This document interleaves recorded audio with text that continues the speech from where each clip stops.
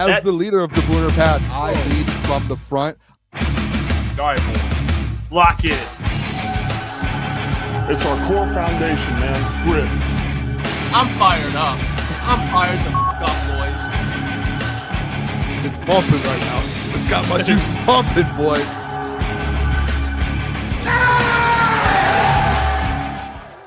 Welcome to Crunch Time Sports with Jeff Iafrate and Booner. It is Friday. Just in case you didn't know, it was Booner. Now you know. All right. It's me, Booner. I'm over here. Booner on a Friday show for the people listening. Booner's got a LED Booner sign now behind him. This is why you guys need to watch on YouTube. It's going to be a packed show today. We got Caleb joining. We'll chop it up with Caleb. And we'll get to NFL Pick'em later. We got more Sherrone Moore news coming out. We got injury updates as it pertains to the Lions, some pretty massive ones. We'll talk some Lions-Rams. But, Boone, you got a little nice addition now. You're kind of adding the background here. You want to see the light? Are you ready? Let's see the light. Yeah, light the what are we doing? Well, let me see this. Oh, wow. How about that? Wow. When the light's on, you know, like those like live on air lights? That's what that light means. Hey, we're live on air. If people in this office building, if you guys are wondering, when the light's on, we are live on air. That's what this new sign means. We are live on air. Keep it down. By the way, quick update. Flannel couldn't join this week, so no. Sadly, you know what? Is there a correlation? I just want to say this. I'm a Michigan man. I face everything just straight on. I'm in a Michigan group chat with Flannel with some big time Michigan people. We have a group chat, and every day it's active. I'll tell you that. Is there a correlation of Flannel in the Sherrone Moore stuff this week? He doesn't want to face the music. I don't know. Yeah, the 1 week Sam Flannel doesn't join. And the same week that Jalen Hurts, his guy, throws 4 interceptions. He doesn't want to talk. See what I'm saying? It's the Jalen Hurts stuff, the Sherrone Moore stuff. It's listen to me. I don't know, man. It might be all be in a correlation here. Flannel, I don't know. It's weird. I don't even want to say it. Never mind. Didn't the Chiefs lose too? And the Chiefs lost, and they're 6-6 or 7-7 or something like that. Or I don't even know what they are. A lot of things that kind of went against Flannel this week. It really did. A lot of things went against coincidence. Flair, no, it's not. I kept saying correlation. Coincidence might have been the word I was looking for the whole time. Shout out to Flair. Yeah, I was going correlation that whole time. Are we still doing this too, Chiefs? 6-7. Oh no. Are we still doing it? Oh no, Flannel. If they lose, are we doing it? That's tough. This is bad from him. He didn't show up, man. By the way, I saw on X that Sherrone Moore had court today. Yeah. Did you watch any of it live? I watched a lot of it live. You can watch that live?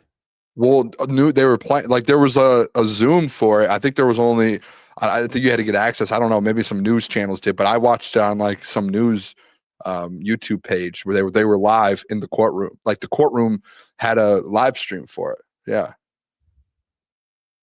I watched it.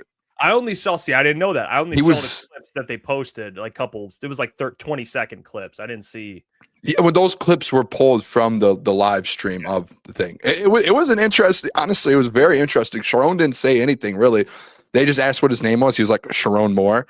And then he just said, the normal stuff like, yes, Your Honor, you're like all that stuff. Like it wasn't like he didn't like state his case, nothing. I would have to say this, like in my opinion, I am not a lawyer. I've never practiced law. I have no clue. Maybe we can ask some people or have some people on that have practiced law. We had what's his name on Wade Fink the one time, man, and he was so good with JMO. We should have him on Monday to talk about all of this. We really should. I really liked him. He's very good at his job. Why did I not just think it? Why did I? We should have him on Monday. I think that would be a really, really good conversation. I will reach out to him right now. I think Wade's very, very. When we had him on with the JMO stuff, he's very good at what he does, and he's in the kind of community as well. But I'll say, like, again, I'm not a lawyer, but in my opinion, like, I would have to think based off of what I saw today and all the videos that I saw, all of that, the live streams, it doesn't seem like Sherrone's. I would think he's not going to end up like going to prison or anything. Like my best guess would be he gets probation. That's just off of my like he has the 3 accounts, right? One's a felony, 2 are misdemeanors. They're like the one's up to 5 years in prison with a fine. The other one's like a year, and the other one's like 90 days. I would think that based off like his criminal history, he doesn't really have one, that he eventually just gets, So the charges were 3rd-degree home invasion, stalking and breaking, and entering without breaking. Those are the 3 charges there. I think there's like the difference between breaking and entering, and you entering without breaking, but you're not. I don't know. You technically didn't break in, but he was. Yeah, he probably. I don't know if he got like the stalking one and the home invasion. Like it was just a weird thing, and like it came out today, like in the thing that I don't know if you have the videos, if we have them of the girl's lawyer breaking down. I can see if I can find it, but she kind of broke down the series of events. Listen, the weird part about this, Jeff, if I'm being honest, I'm starting to lean towards the side. I was never on Sherrone Moore's side, but more so like there was obviously a mutual relationship. It was bad on both ends. One, the girl knew that he was married and had kids, but 2, like Sherrone, like that's someone who works under him, and as well, dude, you have kids and a wife. It was a mutual relationship. It seems like Sherrone's kind of the one at the end of the day in the wrong, in my opinion, because Monday it sounded like she kind of broke up with him and she wanted to leave it, and Sherrone started like stalking her after she broke up with him on Monday. Like that's what the sense that I got. And the only reason she went to the authorities, it sounds like, is because he was stalking her for days, and she probably was like, this guy won't leave me alone. Did you see the stuff of the apparently the OnlyFans model that he was hitting up? Did you see that she came out and said that he messaged her public, that he reached out to her and sent her a DM, and she didn't post the DM. It's like blurred out, but he apparently sent her a DM, probably going off on her. Like he's losing his crap. Yeah, man. I mean, he saw his life kind of falling apart around him, but at that moment, I think it's just above that Instagram DM that he sent her, there's just a bunch of fire emojis under her stories. I'm like, dude. Oh no.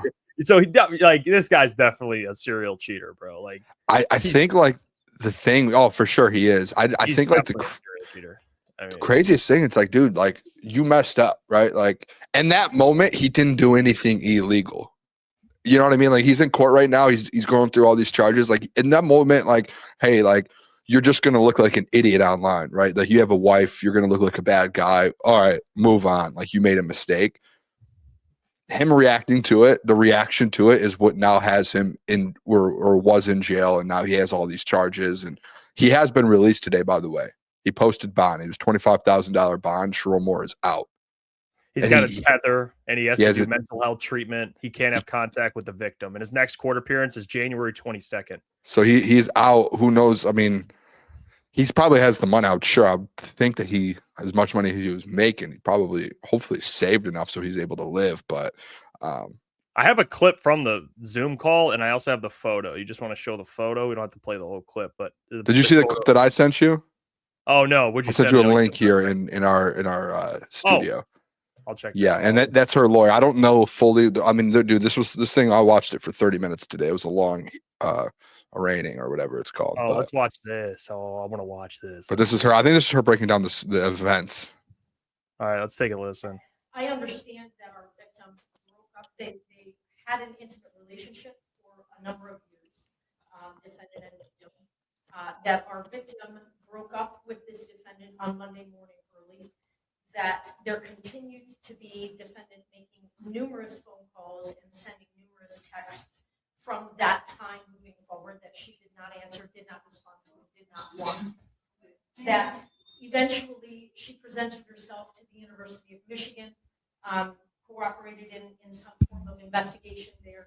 As we all now know, defendant was at some point on Wednesday afternoon fired from his employment. Why are they zooming in on him, dude? At some point soon thereafter came to her apartment, the address that is alleged in the complaint, barged his way into that apartment, immediately then proceeded to a kitchen drawer, grabbed several butter knives and a pair of kitchen scissors and began to threaten his own life.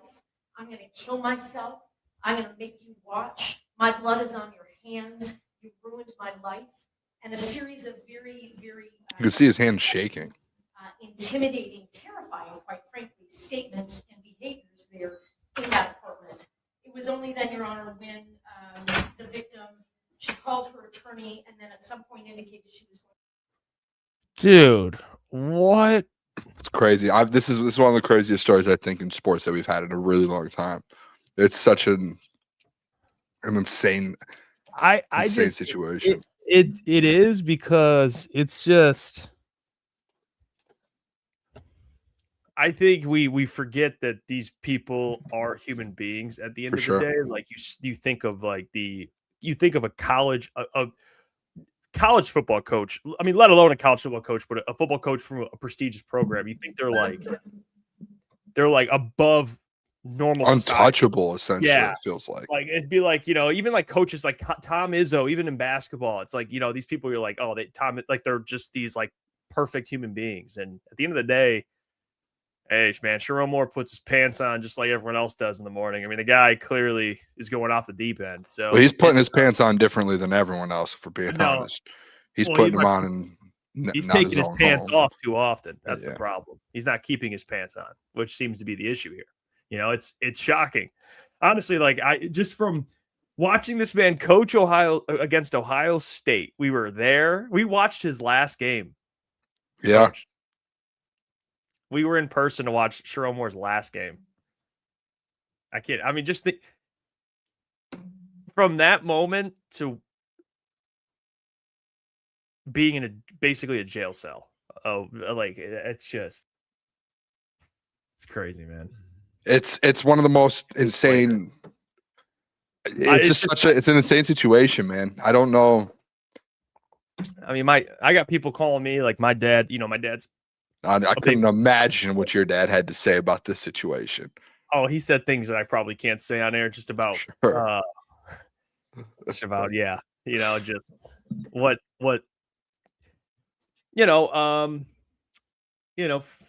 feeding into those desires can do to a man. He was basically just echoing that to me. But he was using much worse language than I could probably say on air. But you get the point, right? Don't let it overtake you. And Sherrone Moore let it overtake him. Again, it's just like, it's crazy. Again, like I think the craziest part about all of this is just like what he was doing. I just can't. I think it's the part of him cheating on his wife is one thing, right? Like that's nuts itself. Like you should never do that. But it's like, all right, that whole part wasn't illegal, right? It's just like what the craziness after, like him, the like crash out. the crash out after, and that's where I think people are like, this is what relationships will do to you if you can't control yourself. And it's like that, like, dude, it's a big deal, yes, but it's never that like yeah, man, you lost your job, like you got to recover, move on. Like what his response to all of it, I don't see a world where Sherrone Moore will ever have a job at any level as a coach again. I don't know, like, where a program, whether it's high school, college, that would hire him and be like, yeah, we want him, someone who crashed out like that, like around our kids. Like, you know what I'm saying? Our football. Yeah, not even as a head coach, but like even as an assistant, you're just sitting in the back of your head, like, there's going to be baggage if we sign him, right? Like, it's going to be all over the news. Like, this is like, I think I was talking to someone the other day and I was like, if he was to stay in football, like, he might have to just go to the NFL and be like a scout, like to where it's just like you're not working with players, nothing. You're just going around watching games and scouting. Like that might be his career forever. Well, think about the Ime Udoka stuff. Like Ime Udoka had relations with a female staff member with the Celtics. He got fired. He did not crash out. That's what I'm saying. And he got another job with the Rockets. And now look at him. They're doing great, and he has a job. And he learned from that mistake. I mean, he had a family too. He had a wife. So that was obviously a much different scenario because he didn't do the things that followed Sherrone Moore doing what he did. But it shows that you can still recover if you make the right decisions, you take accountability, and you get back on track kind of after making a decision like that. He did the complete opposite. I mean, he ruined basically his future in football for sure. I mean, I don't, at least as a coach, I don't see how that, like you said, I don't see how you can at least trust he won't. I mean, people are having mental health issues. Like, okay, you have mental health issues. Well, if you have mental health issues, you probably shouldn't coach again because unfortunately, that's just, I'm an athletic director. I'm not hiring someone with mental health issues. I don't know if I can't depend on you. I don't know if you're going to crash out one day or go crazy. I mean, this guy grabbed kitchen knives and threatened to kill himself in front of a female. I mean, this guy went. How do you if something goes wrong, how do you know you're able to trust this guy to face adversity again and lead a program? Like, again, I think that is it Udoka? Is that how you pronounce it? Udoka. Udoka. I think that's such a good example, to be honest, because you are right. I'm not saying it's the exact situation, similar situation. By the way, Xavier D, I do not have kids. Are you sure? Positive. I'm a single. Maybe kids that you don't. You at least you know. I do not have kids. There's no. I do not have kids. You don't have like a little booner out there. No. This is the only booner I have. But like I'll say this though, like I don't know, man. It's crazy to me. I actually heard Shannon Sharp talk. On my drive to work the other day, I was listening to Shannon Sharp and Ocho. They were having the conversation about it, and they were actually like, it hit Shannon pretty deep because earlier this year, Shannon had the stuff that happened to him, gets fired from ESPN. He has kind of a pretty big downfall really quick, Shannon did, and he was all over the news. And he actually said, like, the hardest thing about all of that is, like, when things hit the fan, it's like people in your corner that called you every day, they weren't calling him anymore. And he was like, he only had a handful of people who did. Like for me, for Sherrone, a situation, it's just like, I wonder who was no one reaching out to him? Like obviously him and his wife probably weren't in a good state because of that coming out. And it's like, man, like someone's got to call that guy. And, hey, you got to call him. Like you can get through this, dude. Like it's in the moment. Like your career is on the line right now, and he blew it. He blew it, and it's the aftermath of everything that happened that kind of ruined his career going forward. And I mean, obviously, it's what he did as well. I mean, obviously, but like you said, like the Celtics coach had this exact same thing happen to him 2 years ago, and he lost his job. It literally was, honestly, Jeff, you're dead right. Like that's such a good example. It was literally the exact same thing. Someone who was working for him.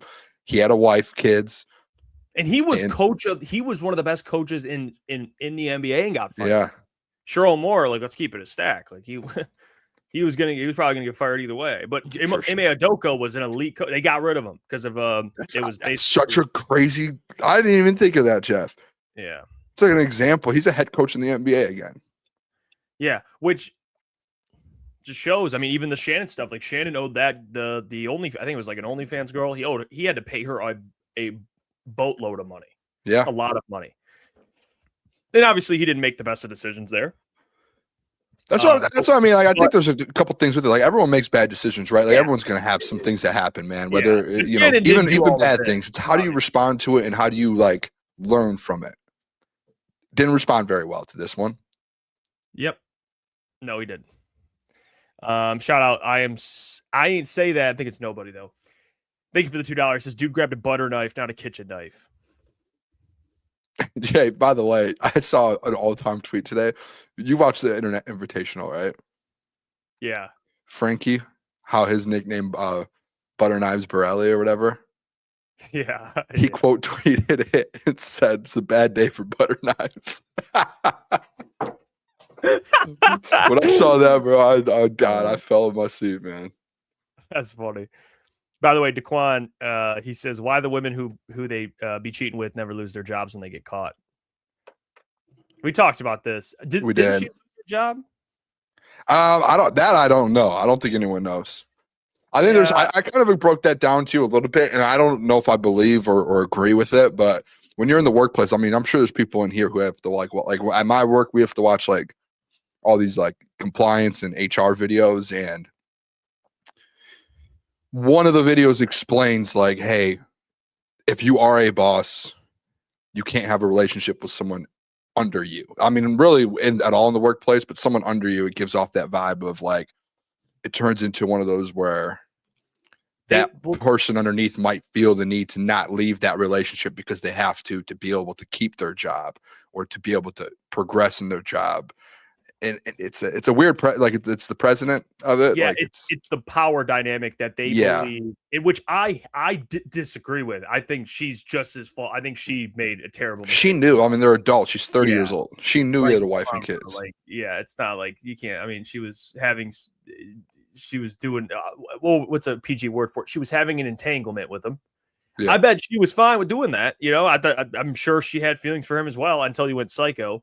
So I don't know if but they can pull that card. Is like, well, he was the boss. I didn't know what to do. You know, if I don't do it, well, I get fired. You know, like whatever. That's just that's what they do in workplaces. Whether people agree, I don't agree with it. I think she deserves to lose her job. She made a big mistake as well. But it is what it is. I would think she does because I don't know how. Like after that happens, like how does she go back in that building? And everyone, that would be me. Like if I was her and that was me in that position, I would be a little like, I don't know if I want to go back there. Like, yeah, you got to start fresh. Everyone knows who I am and what happened. I almost might change my name, like legally. I might go to the courthouse and say, I would like this name, please. Our chat is wilding right now. I can't read these comments, dude. I mean, yeah, I don't know, dude. I mean, I don't know. I'm not going to even say anything. I'm not gonna fall. I'm not reading the comment. I haven't looked at the comments right now. I'm not reading these comments, man. Yeah, I'm not reading these comments. But which comment? It's just they're all going crazy. I mean, some of the shit I just read in the chat's hilarious, but I'm not gonna repeat that. I just can't say it. But they might not be completely wrong. They might not be completely wrong. The chat might not be completely wrong. I'm just saying. If clearly it's getting to this point, they might not be completely wrong. So I'm just saying. All right. What more comment stuff. were you talking about? Was there anything else with Sherrone Moore? Or is that it? I don't know if there was anything else today that came out with it. Oh, Bingham, potentially the head coach for Michigan. That seems to be like a thing, legit. Well, based on what? What'd you see? Well, every single Michigan player currently on the team has like followed him on Instagram and Twitter. Like most of them, like, yeah. Marsh followed him. There's a thing. Bryce Underwood went and followed him. There's like a screenshot of like a bunch of players following him, which is good. The fact that like those guys are following him shows that they like if they hire him, that's a guy that they would stay if he comes. And Kenny Dillingham, I'll tell you what he did at Arizona State, man. He took him to a college football playoffs, Jeff. Arizona State. Remember Herm Edwards there? Herm Edwards got fired on the field. Kenny Dillingham came in and said, hold my beer. Yeah. And he's developed like so many. Doesn't he have a top 10 wide receiver there currently getting drafted? Yes. Yes. I think and also the quarterback he had there, he was at Sam Levitt. Yeah. Turned him and he was playing some Bryce Underwood and Andrew Marsh, if they see Kenny Dillingham and like Andrew Marsh especially being like they have a top 10 wide receiver at Arizona State that he's helped develop. Yep. Andrew Marsh is probably licking his chops like, yep, give us Kenny Dillingham. Jordan Tyson, he's the wide receiver, the wide out there. Yeah, he's offensive guy too. They say that. I mean, I'm not saying it, but I'm saying this is what the streets say. They say he might be better than Dan Lanning. That's what the streets say, not me. Offensive mind wise. Well, Dan Lanning's a defensive guy, so there. There it is. But I've just heard in general. I've seen tweets. I've seen tweets, energy, and all of that. I just hear that. That's what on the streets. That's what I hear. Dan Lanning's if he's at the Alabama coach, you're getting a stud. That's what happened. You got it. I mean, Anthony Broom said this. If Matt Campbell didn't go to Penn State, that should have been your number one guy right there. But he's already gone. Kenny Dillingham is like the next, like he deserves a bigger school. I think he's outgrew Arizona State. He's a great coach. Now, he's an offensive guy, which Michigan, like, come on, man. If you want to this is the turning point, I think, for Michigan. If you get an offensive guy like a Kenny Dillingham, you want to recruit quarterbacks, wide receivers, skill position players, and you want to have a guys that want to come play at Michigan. I know the identity is always going to be physical, tough. We're going to pound the rock. But if you have Bryce Underwood there, like that dude wants to put up some numbers. That's just the reality. I'm not saying you got to be like LSU and throw the ball 40 times a game, but Kenny Dillingham would at least. I mean, Sherrone Moore, offensive guy. He's a former offensive lineman. He's not. Yeah. It's not a guy you're that's developing quarterbacks. Kenny Dillingham can do that. So I think that'd be a great hire. Wide receiver. Oh my gosh. Everything. I mean, the guy knows, and he's from. Let me see. We went to Arizona State, but he's bounced around to different schools as well. Well, he's been to Arizona State, obviously Memphis. He was at Auburn. He was the OC at Auburn for a year, and then he went to Florida State for 2 years, and then he went to Oregon for a year. It was an OC. And then he went to Arizona State as the head coach. I mean, when you do look at it, it says here on 24/7 recruiter rankings, back when he was at Memphis, he was graded the #1 recruiter in the conference. I didn't even know they did that. Dude, I watched a podcast like interview with him, and it was like a couple hours long. And he, throughout the interview, was talking about some of the players that at Florida State, at Memphis, at Oregon, at some of these schools, Auburn. He was talking about some of the players that he recruited. And I don't have the names here, but these were like every time he brought a new name up, it was like, this guy's like an all-pro player in the NFL. And you're like, what? And he's like, yeah, I recruited him. I brought him in there. And then it was like another guy and another guy and another guy. And he's just like, he knows talent. You talk about like in college football, there are just coaches where you're like, that's going to be an all-time, like obviously not like Nick Saban, but like an all-time, like this, he's going to be a very good coach in college football for a very, very long time. And he's going to, at one point, win a national championship. You look at young coaches like that. Dan Lanning was one of them. Because I think Dan Lanning was in Georgia for a little bit. Yep. Like you just knew, like, those coaches when you see them, when they have success everywhere, they're offensive coordinators, they're DCs. That's what Kenny Dillingham is. It's like he's like one of the next up and coming great coaches in America. And if Michigan can finally land one of those guys, like we've always gone through, like, let's get this old guy who's already been successful somewhere. You know what I mean? Like Brady Hope. Jim Harbaugh was a great hire, but he's older. He was never going to be here for a 20-year period. Like, you were never going to get him long term. He was always going to go back to the NFL. Kenny Dillingham's a guy that you might hire him. He might be at Michigan for the next 15 years. Like, yeah, he's a young guy. He might be a guy that doesn't want to go to the NFL, who wants to stay in college forever because that's where his roots are. And Michigan's kind of like the cream of the crop, where if he comes in and builds Michigan up, you know what I mean? What are people calling me here in the chat? Does my sign look different here? Does it look like a P? No, it's yeah. What? I mean, are you talking about this comment? I mean, yeah, but I've seen that said multiple times in the chat. Not Booner. What does that mean? The sign doesn't look like a P. So it's okay, not the just sign. making sure. But apparently, to clarify, you are slobbing on Kenny Dillingham, rightfully so. So yeah, as everyone should be. By the way, man, shout out to Derek.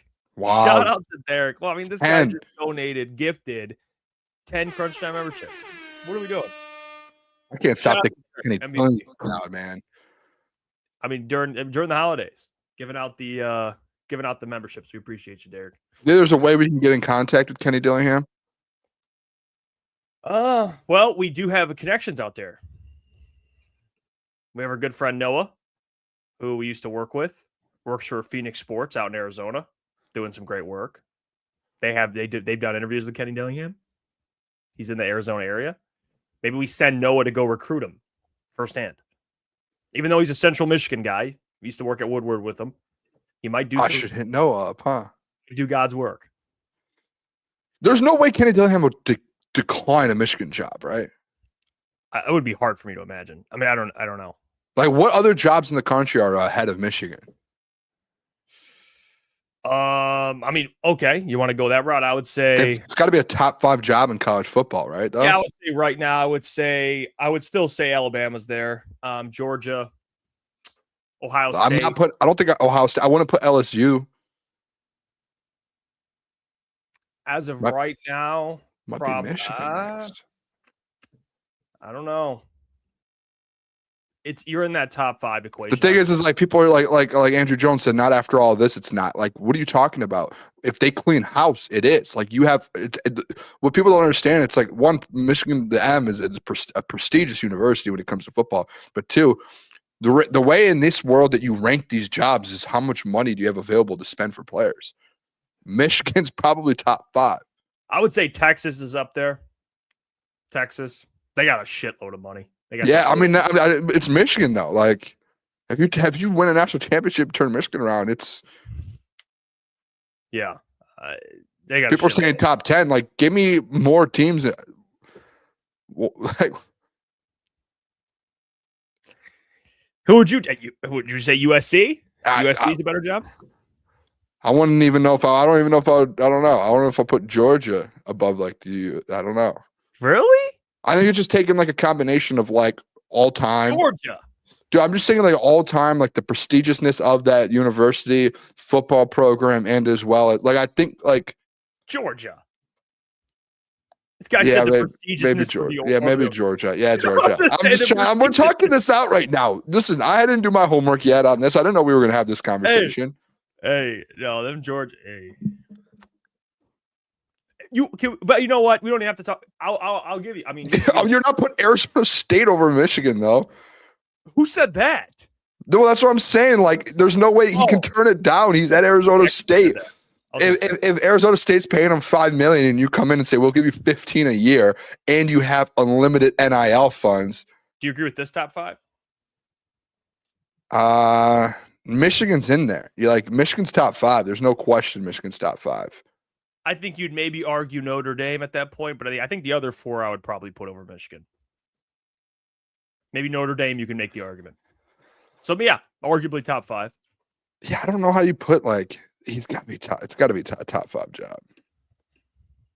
And then LSU. At LSU, if it was like maybe Florida's up there, Florida, but not. Yeah, I don't think Florida's up there. When was the last time Florida's won? When Urban was there. It's been a million years.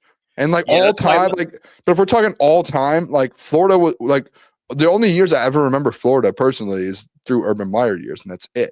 Like Michigan all time is above Florida. And people like not after the scandals. Like, what are you talking about? Like the scandals don't like. What about Florida scandals?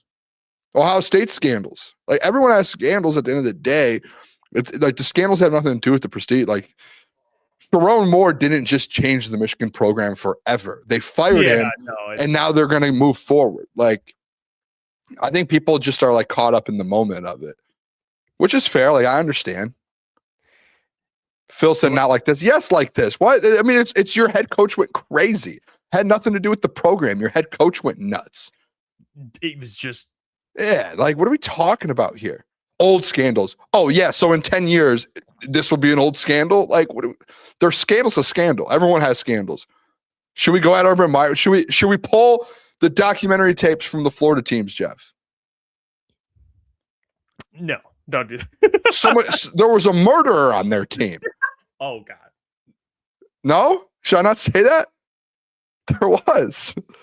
He said, "Oh God." Am I wrong though? No, you're not. No, you're not. There was. Yeah, there was. What about Penn State? Yeah. Michigan State scandals. Yeah. Take the scandals out of it. What are we doing, dude?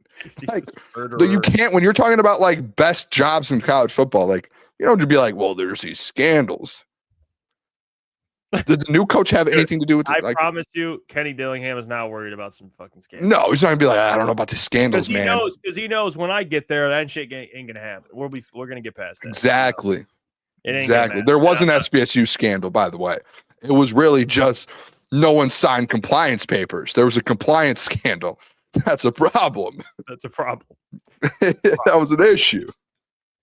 Compliance wasn't up to date. That's a problem. Let's get to this Kerby Joseph stuff. But first, I got to tell you about our friends over at Sleeper. We'll see you in a minute. We'll get to the Kerby Joseph stuff. We'll talk Lions, Rams, and then in the second hour, around 9-10, 9:10, 9:15, we'll have Caleb on to chop it up. We can go at Caleb a little bit. It's been a while since we've been able to talk to him. So, but first, got to tell you about our friends over at Sleeper. We'll see you in a minute. Pardon my interruption to the show, but I'm here to tell you about our friends over at Sleeper Fantasy, but specifically Sleeper Picks. Lions-Rams is this weekend, and I'm going to hook you up with my picks.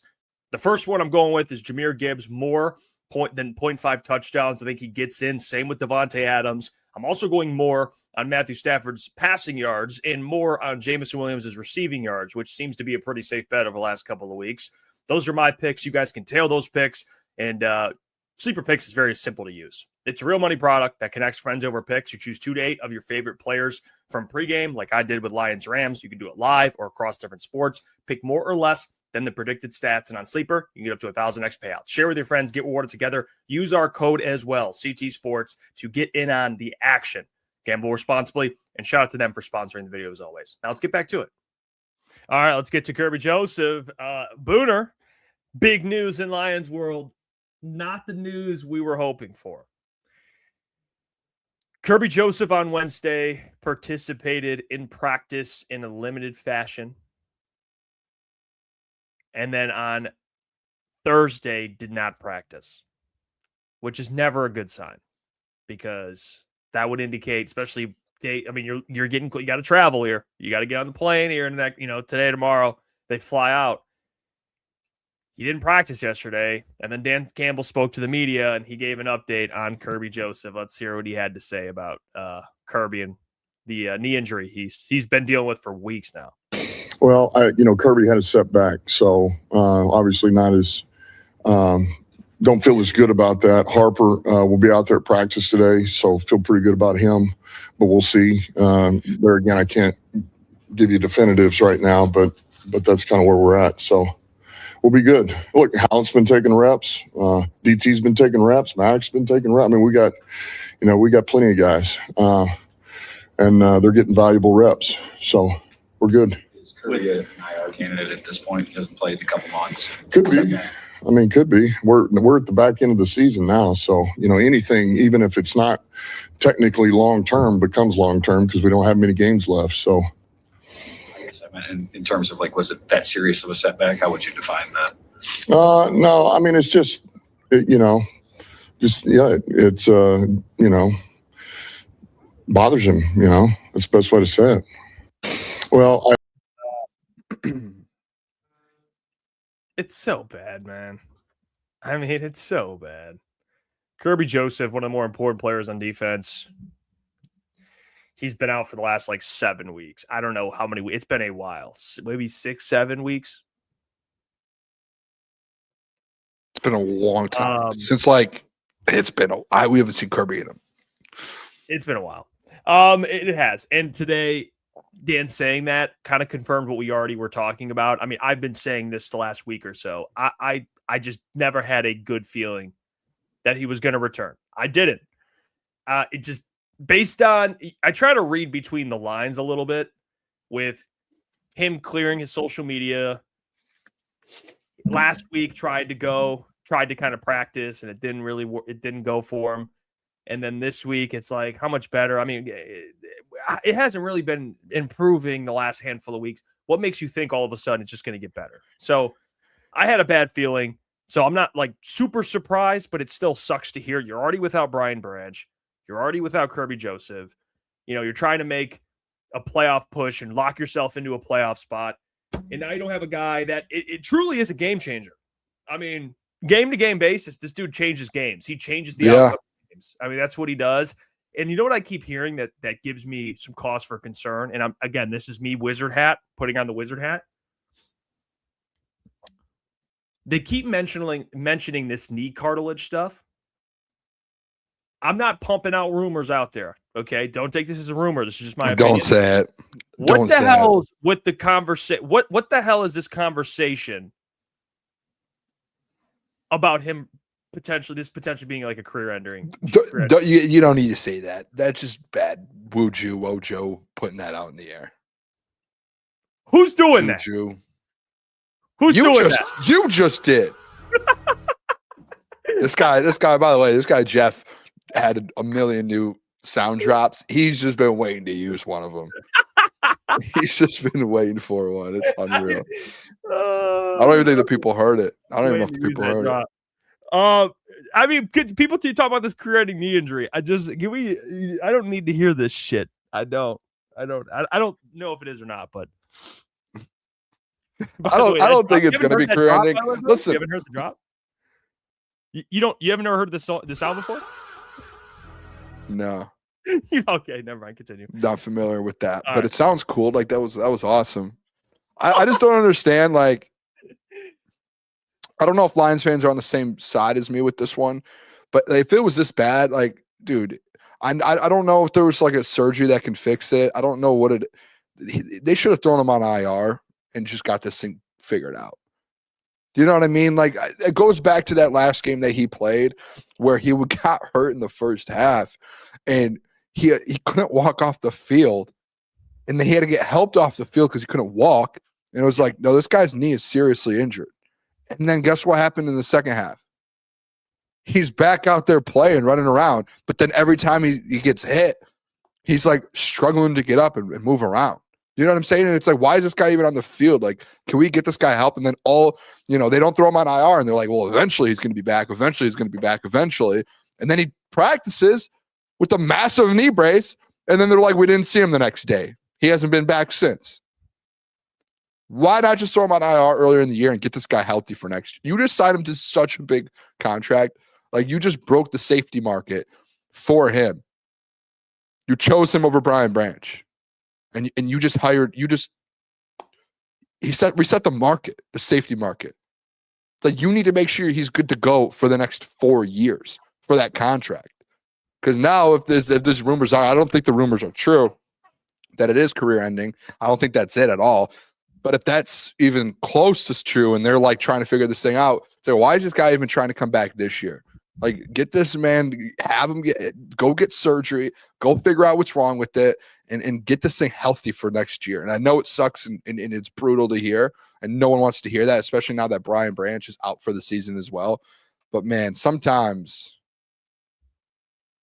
you just got to take the loss on it, and you got to be like, all right, what do we got to do to get this guy back in the future? Because if it is something that's like super long term and it could be a career thing, you need to do everything. Like, why would you let him play and make it even worse? You need to do everything in your power to get him back to full speed at some point during this contract, man. That's such a big deal. I don't know if there's like, I don't know, man. Like, if you even get out of a contract like that, such a big contract. Yeah, I'm not a doctor when it comes to the knee cartilage stuff. I don't know any of that stuff. But I do know whatever he's dealing with, he's been out for almost 2 months, something like that. It has not improved enough to where he can play. This is a much, much worse injury than we thought. I mean, clearly the guy he should be, like you said, he should have had, he should have had basically this entire time into the rest of the year into next year. It's that bad? Just give him all the time. And you can't get surgery. Like, it's supposedly if you can't get surgery or else maybe he would have had it already. So it's like, man, they got to figure something out. Let's see here. Bull's Turn says cartilage injuries are tough. Microfracture is one approach. But if cartilage lifts off the bone, it is a permanent issue with limited options. Not sure of the extent, but it's tough. I don't know if he's going to have like maybe lingering pain or something like that for a long time. I mean, he's still a young guy. He's only like 25 years old. Yeah. I think he's like 25. Yeah, he's 25. He's 25 years old. I don't know, man. I'm not the guy to go for with the questions about the injury. I don't know. But all I know is that this type of I'll say it. And I know Dan Campbell does what he's supposed to do and be like, hey, man, we got Eric Hallett. We got Thomas Harper, man. The doc tweeted today, man. What did he say? I got to go find it. Or Dan will say, we got Kazee. This is going to suck without Brian Branch and Kerby Joseph. The doc tweeted out, he said, when Detroit Lions, Dan Campbell spoke today about the safety rotation that is healthy, he included, we're good. It's like, no, we're not, dude. I get it, dude. He's a coach, man. Like, he can't go out there and be like, oh, we're in a bad spot. I get it, but like, I just love it. It's like when Shep the other week came out, was like, we're exactly where we want to be. It's like, no, you're not, bro. You are so far off where you want to be. We want to be first in the NFC right now. You know how far off, and he just kept saying it for the whole press conference. Shep is just, we're exactly where we want to be. We love where we're at. Like, no, you don't. You want to be undefeated right now. You're fighting for a playoff spot. You're nowhere near where you want to be right now. We're good. We got Eric Allen. We're good with the safeties. Oh, you're not. Eric Allen against him. He's actually been pretty solid when playing. It's just, man, it sucks not having those two. And Thomas Harper had that concussion. By the way, I don't know how Thomas Harper's back out of concussion protocol already. CeeDee Lamb is too. How? These guys were like out cold. And the people complain about CTE. What did that? I didn't even read that. I'm sorry. No, it's funny. He said if Stafford can get an epidural and have an MVP season, Kerby can get a knee BBL and win Defensive Player of the Year.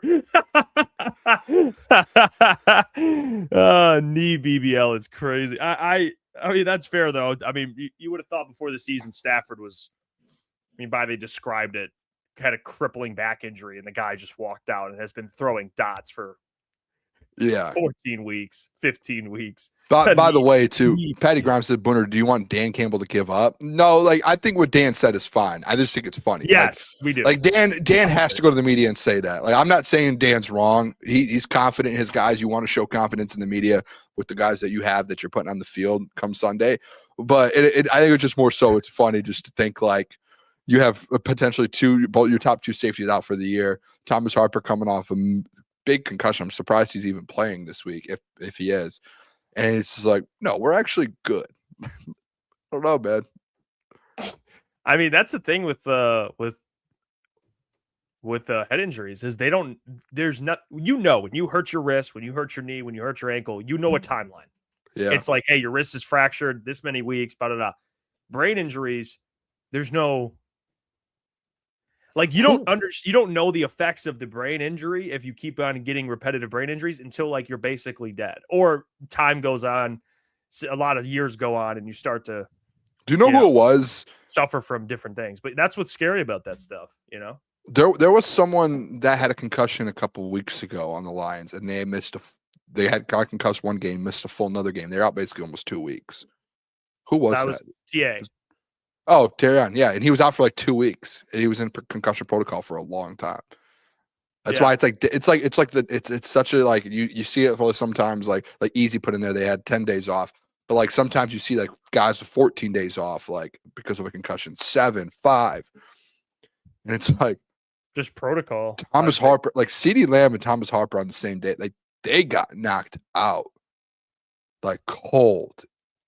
Remember when Tua got they got knocked? It felt like they got knocked out like Tua did, and Tua was out for 3-4 weeks. And I know those Tua's he's got multiple, but those are so scary, dude. To see that, I don't like concussions. They freak me out, dude. It's the stories back in the day when players would get concussions and they'd be their team, someone would help them. They'd be what day is it? And they'd be throwing them signals and shit. They basically just be cheating these concussion tests just to get out of them. Yeah, you do guys behind him Easy said too when he played, they used to have to do a test before. By the way, when I played, and me and Easy are around the same age. Easy's a little older than me. He's 42. I'm 28. Wait, what'd you say? Nothing. Easy's 23. No, I said he's 42. I said Easy's a little older. He's 42. I'm just kidding. Easy's 35. But when I played, we didn't have an athletic trainer. I went to such a small school. We didn't have an athletic trainer. So there was no test or anything. We just had coaches. And it was City, man. You guys were gritty out there. There was no you got hit in the head, and if you saw head to head, our coaches never were you're out. Are you good? It was just play football. And it was I've told this story a million times. I used to show up to football practice. I didn't play my senior year. I played my freshman. I played my whole life until my junior year, and then I stopped. But my sophomore, junior year, I was on the varsity team, and we used to have practices, and I just remember like having migraines at practice, like even like puking, like on the side, like I'd be puking, like my head hurts so bad because I just get hit in the head, and our helmets were like older, like they weren't like the best helmets in the world, and I just looking back, it's like I had so many concussions in high school, like I for sure did. And I didn't play a lot too, like during the games. I was a guy at practice. So I was like scout team. I was legit scout team. Like I'm going balls to the wall on scout team, and they all would laugh and everything. But it was a fun time. Like, I enjoyed it. I was just out there for the vibes, dude. You were that guy from Waterboy, Lyle. Remember that dude? No. Lyle? Oh yes, yeah. That was me. And I just played scout teams, dude. and I literally just like, dude, I remember like I would just love to just like go at guys. Like my sophomore year when I was on varsity, I remember just so clear. Like I would play like nose tackle scout team for a couple weeks, and I would just like want to just try and fight with the center. And it was just fun. It was just like let's go, like let's get after it. It was just a way for me to get all my anger out during, from this is you post concussion. Like you had a concussion, and they're like, "Nah, you're good to go, bro." I never told anyone, dude. I'd go to my coach or someone. I'd be like, "Hey, does anyone have like any type of medicine? I have like a migraine right now. I feel like I'm about to puke." And I would run over to this garbage can and puke, and then run right back out to practice to scout team. Yeah, I don't know. They did you dirty. It was different. I used to love it, dude. I used to love one of my favorite things about football is just hitting people. Like you could just hit people for fun. Like that's all it was. Like I enjoyed it. It was fun, but it was just like I did hate. Like I didn't really play in games a lot. We had such a small team, and I still didn't play. It was like I don't know what I'm doing here. That's why I didn't play my senior year. I was really good at basketball, so I was like, I'm done playing football. Like. But I loved it. I loved the boys on the team, man. I loved all those guys. It was such a good time. I suffered. I had a concussion in 7th grade. I think that was the last time I played football. 7th grade. I played. It's funny. That's when I learned a valuable lesson that because I grew up in Michigan, lived here my whole life, moved to Georgia, lived there from 6th to middle of 7th toward I think it was closer to 8th grade. But I played football in Georgia. I'm telling you right now, dude. No, like I can speak. I can speak for these dudes down south. Like these guys. I played in 6th and 7th grade. Played middle school football there. These dudes, man, in middle school in Georgia, were 6'1". Like they're not. Those are legit like athletes. Like they will destroy you. Different dudes, man. Like and I played in a small town in Michigan where there was no athletes. After that, I played 6th, finished it out. I played 7th. I played one game, dude. I played one game in 7th. I got concussed. I said, you know what? By the way, fuck this. I'm done. By the way, Easy just said his high school didn't have enough kids for JV. That's actually the most accurate thing. There was a freshman in a varsity. So when I was a sophomore, they were like, you can pick. You can go play for freshman or you can do varsity. And I was like, let me get on varsity, dude. What? Friday Night Lights? So I did that. Friday Night Lights. And I was just scout team on my sophomore year. That's why I was also too, like I was a scout team long snapper. My sophomore year, I was a scout team center. Like that's how, And they told me, they did say you can pick. Let me see. If you grew up in a small town, you know all the tips and tricks that we went through growing up. Yeah, by the way, someone just asked where'd I go to where'd you play in Georgia? So in middle school I played for I think I just looked up Otwell. It was Otwell Middle School, but outside it was in like Cummings County, outside of it's spelled the way you think it is, and it's outside of Forsyth. That's where it was. But Skeleo, put the Skeleo. Yeah, Otwell Middle School, man. It was Do you guys remember? I don't know if you did this, Jeff, but like when I was on scout team, played basketball ever since then. Yeah, ever since then we played basketball. It's done. It's scout team. We used to have to put the caps on your helmet. I don't know if you ever had those, but like the orange caps, you like try and put them on. They're like, let's go. Yeah. We call them the helmet condoms. That's what they were called. Yeah, that was it was that. I mean, that's when I found out I got concussed in practice. It had me do an Oklahoma drill with a dude probably 6 inches taller than me. Probably. Because I had a late growth spurt. I mean, I grew to 6. I was 5 probably in middle school, probably around this time, like 5'6", 5'7", you know? And then, and these guys are 6'1", 6 foot, got destroyed. No. Pause. No diddy on that. Did you ever get hurt? No. I got like nicked up, banged up. I never had any serious injuries. That's one thing, knock on wood, I've always been lucky with in my life. I've avoided pretty bad injuries. I tell you what, dude, one of my worst injuries, and again, we didn't have athletic trainers, so there was no like, hey, I'm injured. I think I'm actually hurt. I don't think I can play anymore. And you just got to push through the rest of the year. Like if you have like you broke a bone. Dude, I was playing, this is the funniest thing. It might have been like my freshman year. I was actually on freshman, and we went to Richmond. We played at Richmond, Jeff. Like we're where Richmond is. Shout out Smitty that cuts our hair. We were playing there. It was like freshman or sophomore year. Or I think it was freshman year. And there was times where I was like convincing the coach, like, I want to play running back. Like, let me get a touchdown, something. We're at the 1 yard line. He said, I'm giving it to you to run it in.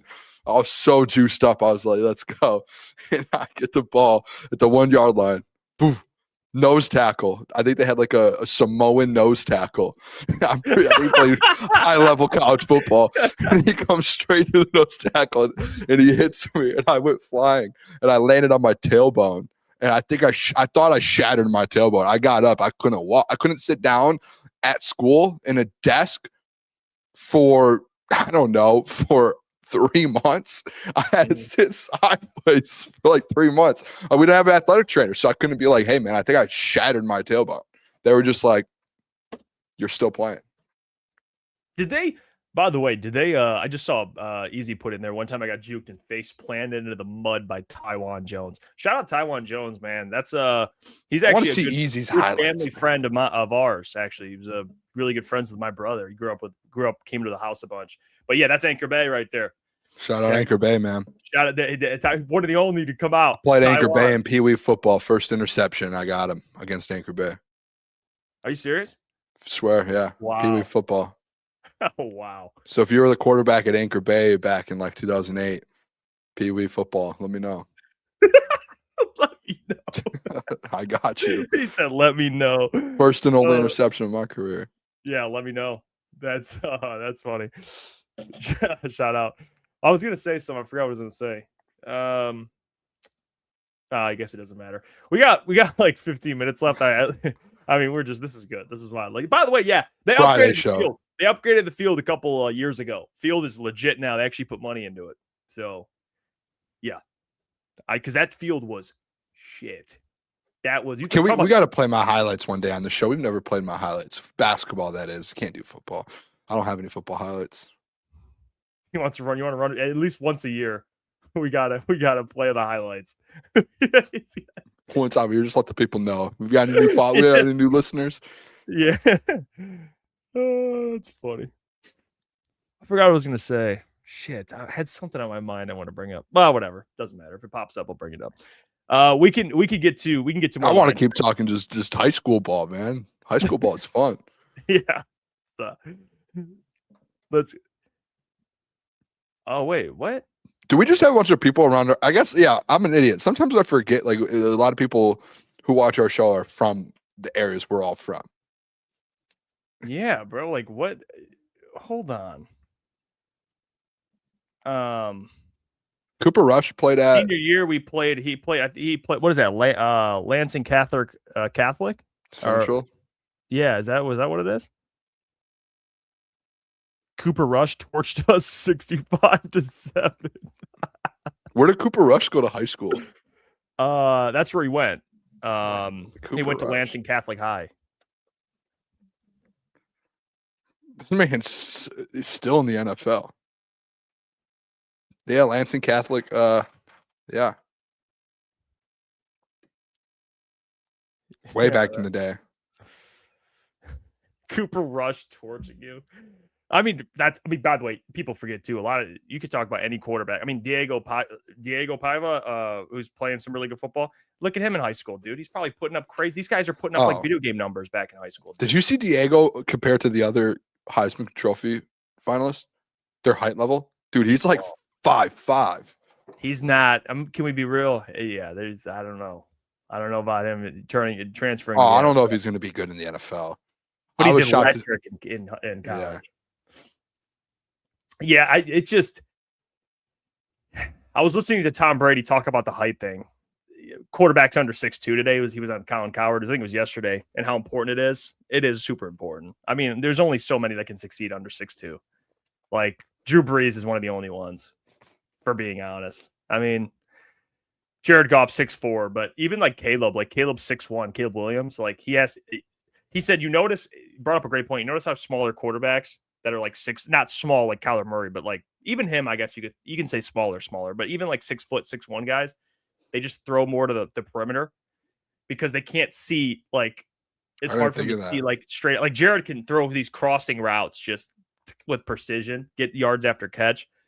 They're making they're choosing more difficult throws because, Kyler Murray's throwing to the perimeter. Because he's so small, he's running out.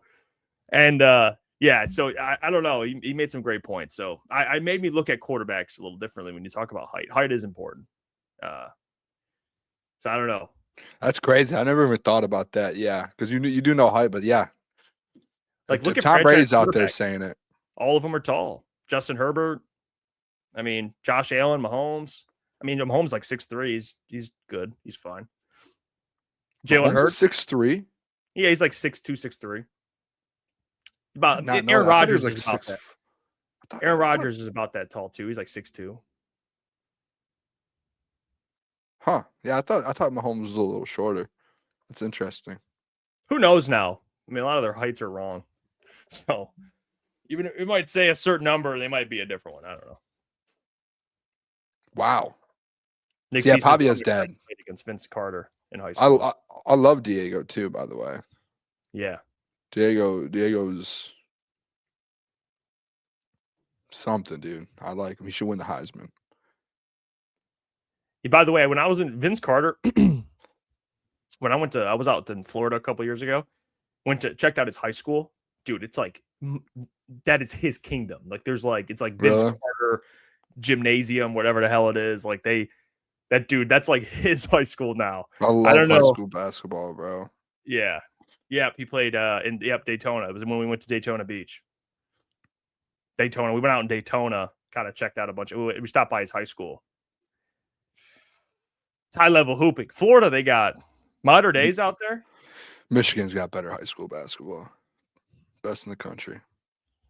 I'm not tapped in it as much anymore, but when I was in high school and then in college, I mean, the people that I saw play and I played against, it was something. Yeah, we played against the best player in our area on basketball was Romeo Weems. Went to Michigan State. Went transferred to DePaul. Played a little at Memphis. We played Romeo and like that. I think he played at New Haven. We played him. Yeah, he torched in the regionals. I think. He's catching lobs. I mean, this guy was different. I mean, he's just different. He was different. We played, dude. There was this summer bro, where we pulled up. We did a summer league at Saginaw High, little Emily City town, right? Country boys pulling up. All right, here we go. Like, let's roll. There was a team. We were supposed to play someone. A team didn't show up, so they just put together a random team for us to play. I kid you not, Jeff. It's one of the craziest moments of my life.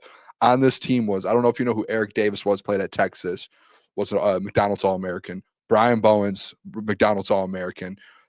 Miles Bridges, McDonald's All-American. I believe in the gym at that time, and I think he played. It might have been Deontay Davis, who went to Michigan State, who ended up going to Michigan State. They put together this all-star team. Our high school team had to play them. First play of the game, Deontay Davis goes up, wins the tip, passes it over to Eric Davis. Eric Davis throws it to Miles Bridges. Miles Bridges launches up. I'm on the court. Like, I'm starting on there. Windmills dunks it on my boy. This is in high school. Like, Miles wasn't even playing in Flint at that point. He was playing over at his prep academy. And it was like, what? And then they stopped keeping score for their team, and they kept score for us. Like, they got to like 80 and we were at like 20. And it was like, and after it was just like, they literally just took the best players out of the gym and they were like, hey, we're going to play you guys.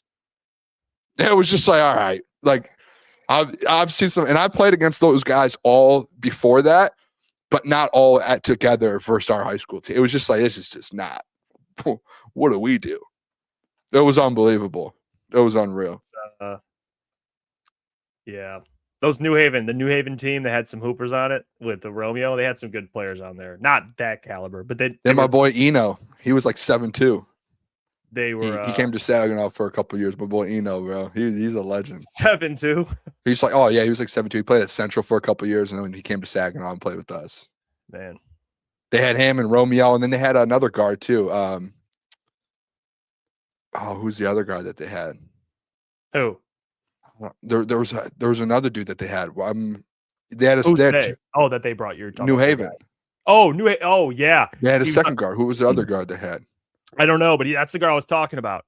Dude, that guard, we were recruiting him, dude. It was one of the crazy. We were recruiting him at Saginaw, and he came on an official before the state championship game, and we offered him, and he was like, we thought we were going to get him, and then he dropped like 50 at the Breslin during the tournament, and then he just got a bunch of T1 offers, and he just never talked to us again.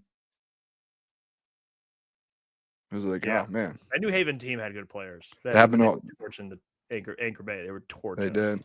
That happened with us with Desmond Bain too. Had him on an official visit. That's why I used to swear by Desmond Bain. Yeah, he offered Desmond Bain, had him on an official visit, and then all of a sudden he played AAU, and then he got a TCU offer, and the rest was history. Now I die on the Desmond Bain hill. Yeah. Let me see. People are. Yeah. By the way, Keys to Wisdom said he knows Romeo Williams. Oh my God! Hold it. People got some New Haven ties. Yeah, that New Haven's right over here, man. I'm going there in the morning. I'll be there in New Haven in the morning. By the way, the Pistons are dominating right now. Yeah, they're up like 30. Yeah, they're up 117-87. 8 minutes left in the fourth quarter. By the way, Sergeant ass right now. Combat just said I'm 5'6". I'm not 5'6". That's Caleb's 5'6". Yeah, that's something. I mean, here we go again with this shit. I need to get an official measurement, man. I think I'm like 5'11". Should have. JJJ, I don't know his real name, but he said Hivers Hill had way bigger crowds than SVSU. They did. Saginaw Hivers Arthur Hill game was some of the best games I would go to when I was in Saginaw. They were unbelievable. But I will say, when I was at Saginaw my first couple years, we had packed games. You know what time it is? I mean, this guy's to be fair, this is the perfect type of intro because Caleb rises from the dead. He's back after a 2-month hiatus. He is back. Welcome to the show. Host of Saturday Mornings with Crunch Time. A pizza connoisseur. Caleb Czarnik. Caleb, how are we doing? I'm back, gentlemen. It's great to be here. Booner, Jeff, chat. It's great to see you guys. Booner, love the sign in the background. Really awesome. You know what's crazy is we haven't had you on the show since you got big and famous from the pizzas. You just stopped coming on. You it went to your head. Yeah, I'm hard to reach now. You know, did you have to get a bigger hat there? Did you have to go buy bigger hats? What's this guy doing? I just got in here and he's making fun of my hat already. No, I'm saying because you got a big head because of your pizzas. Oh, sure. You should have seen the Doc's hat, Caleb. He had one of those big fan hats. You know what I'm saying? I saw. He was on one yesterday. I mean, he was on one. He was the worst. I had to take him off the screen. Oh, Doc's awesome. But yeah, I'm happy to be here, fellas. Ready to do some pick'em. I feel like we haven't done pick'em in a minute. Yeah, we've just. I don't even have the records. All I know is I'm up by 2. You don't have the records. We can restart them then. We can restart them then. We're not restarting. I know. I sent him to you. Refusing to do the records because he's in we haven't done pick'em in 2 weeks. So whatever the records were 2 weeks ago, that's the record. 2 weeks ago, you said I don't have the records this week. No, that's a lie. That's a lie. Let me go back. I text you guys the record November 24th. When was that? We haven't done pick'em since. What's the records? I'm 56, 53-1. Jeff is 55, 53 and 1, which I think it's actually 55, 52 and 1. I apologize because me and you have the same amount of games. So I think you have 52. So I gave you an extra loss. I think it should be 55, 52. Thank you. Wait, no. Okay. Yep. Sweet. 55, 54, 55, 54 and 1. I apologize. I mean, for that. that's just Wait, how did that happen?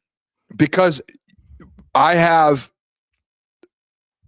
110 games. You have 109. You're supposed to have 110 with me.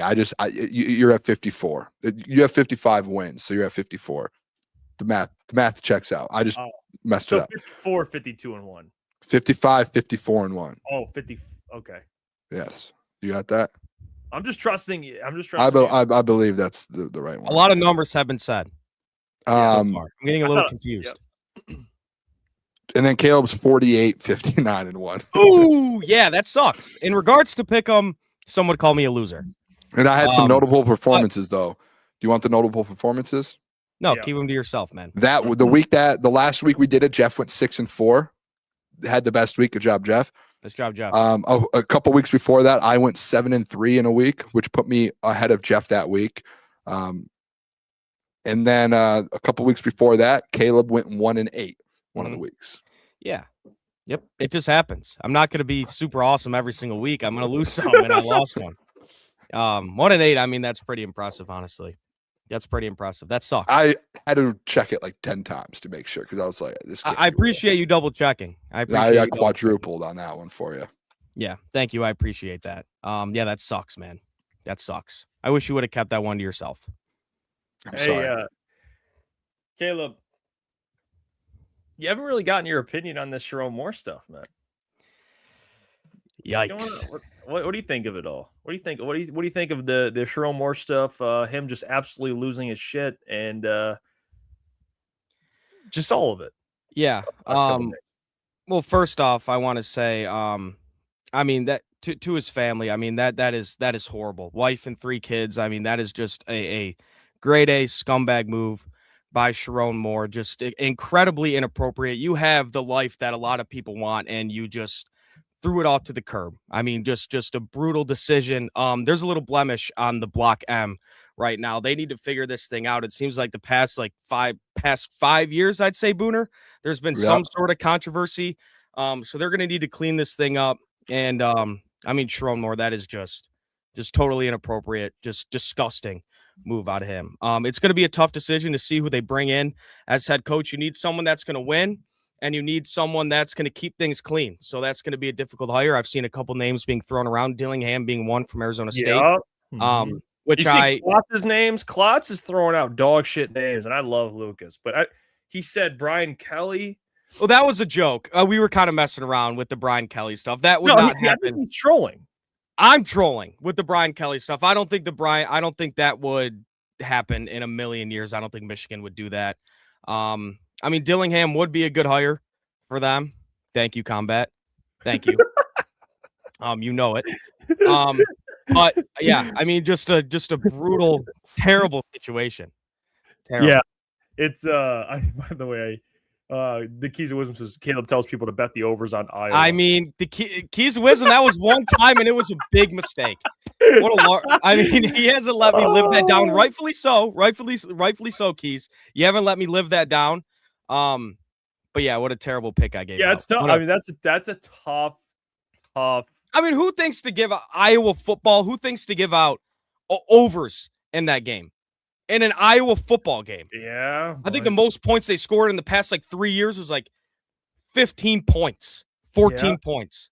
And I'm giving out overs for that game. What a terrible. Booner. Honestly, I haven't been able to can't hear you. Yeah, sorry. There we go. I had to run to the restroom. Booner, I will say, I don't know if my tone has been a little misconstrued. Brian Kelly's an absolute. I mean, that is just Brian. I was saying Lucas's suggestions are dog shit. That's what. Lucas is our word. I don't know who's serious or not with me anymore when it comes to the Michigan stuff. I honestly, I don't respect that.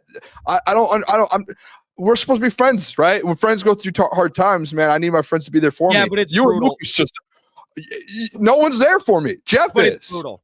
I mean, it's how am I supposed to defend? What do you mean? Like I'm not not there even for you. defending it. No, obviously. This you is where shouldn't. I I'm think saying- this is where I think a lot of people with this Michigan situation get off a little bit, to where it's like people think that Michigan fans like are so happy that this is happening, and we're lockstep with Sherrone. We're lockstep with the sign stealing. We're side by side. No, I'm going through it just as much as some of these people. Booner, are you past the Gruden stuff now? Can we get past that? The Gruden thing, I don't think. Obviously, that was like such a long shot, and that was such like that would be fun. Like that was one of those. Like I think when anyone goes through a coaching hire for their team, there's always that hire that's like, this would be really fun. It might not be great long term, but it would be fun, right? Especially after going through so many bad times, it'd be like a fun hire would be cool. Like Gruden would be fun, whether you think he's good or not. That'd be fun. It'd be fun. Like I said, I mean, look, I think he's a fantastic personality. Obviously, he won a Super Bowl back in the day, but that guy dude, he hasn't been a good coach since like 2005. But it would be fun. Watching him recruit would be Wait a second. unreal. This now you get keys to wisdom. Like Booner lies again. He wanted more fired, and so did all Michigan fans. Most Michigan. What am I lying about? I wanted him gone for sure. He sucked. He was such a bad football coach. You're one of the biggest advocates for firing Sherrone. I think I was like the first one on the planet to be like, fire this guy. As soon as he took over, I said, I don't want this guy here. I said it last year at the Washington game when they lost. We were sitting at a beat-ups watching the game, and I looked at you, Jeff, and said, this guy should never be a head coach. What are people saying I lied about? Hey, Caleb, you were there. We were at O'Toole's in Royal Oak. Who was dying on the Sherrone Moore Hill? Calling him out.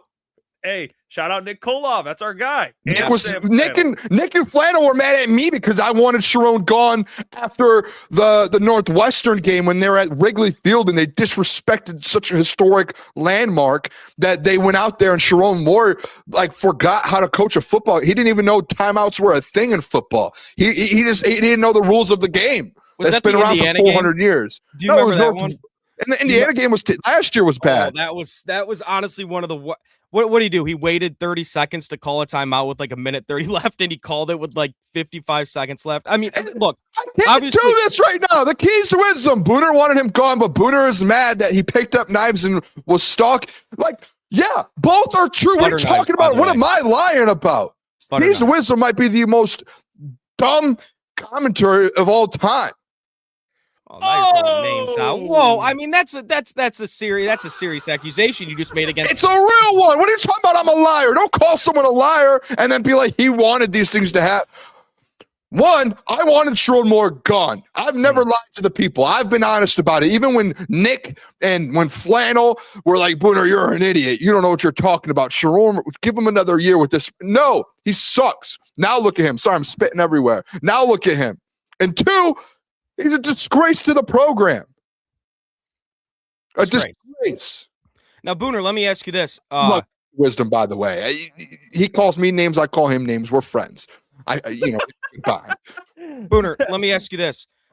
Two-part question. First question, what happens to the recruits that just signed here on signing day?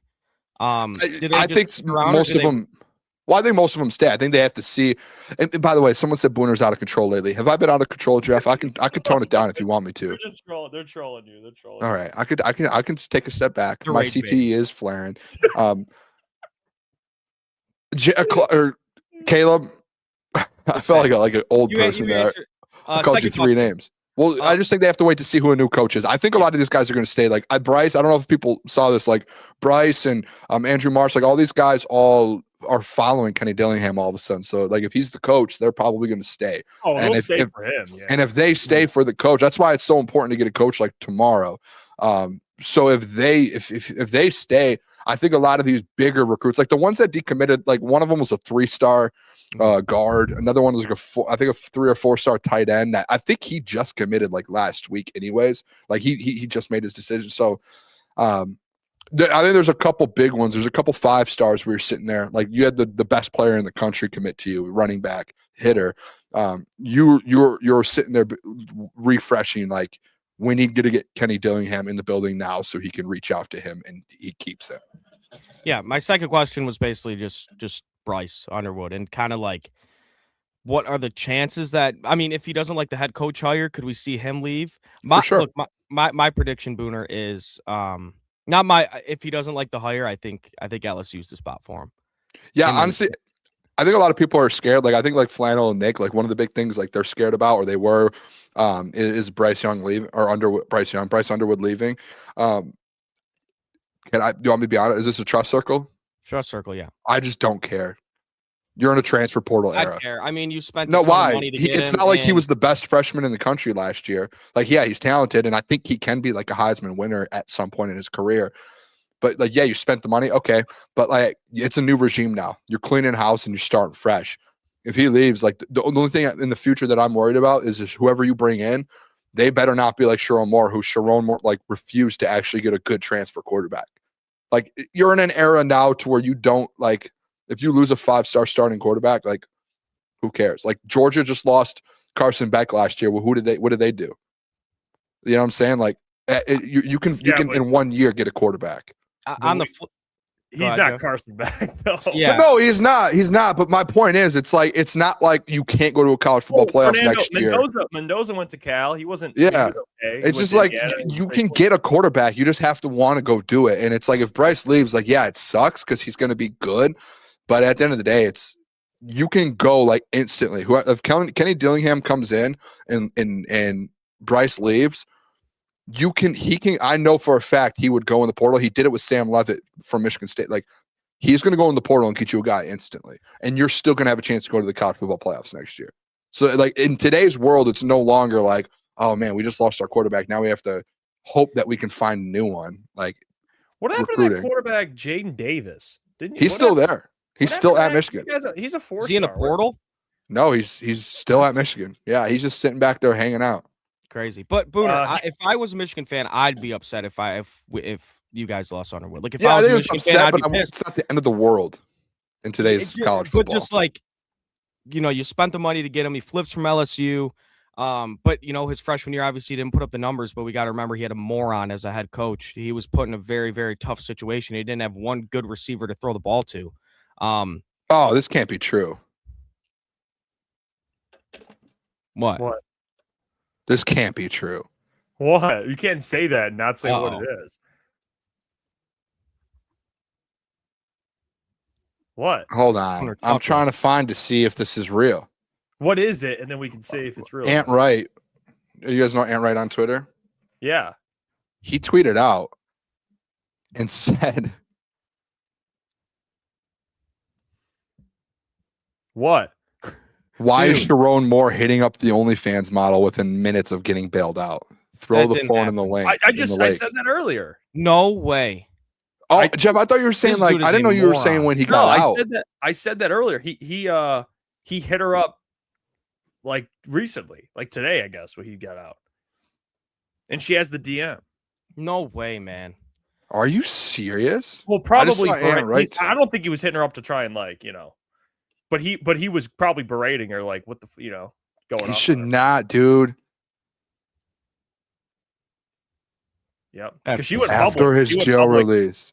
Yeah, actually, we got a credit too. Justin Spiro tweeted it out here. Credit to him. He said exclusive. Sherrone Moore contacted OnlyFans model Mia Soretti on Instagram after his release. In the message sent, Moore blasted her for discussing her story and past experiences with him. Bro, she wishes to keep the exact contents of the message redacted, but intends to share them at a later date. This is incredibly bizarre behavior in the immediate aftermath of his release from jail. I mean, this guy is a grade A moron. Yeah. What a moron and a piece of shit. But just crazy. Like, what are you doing, man?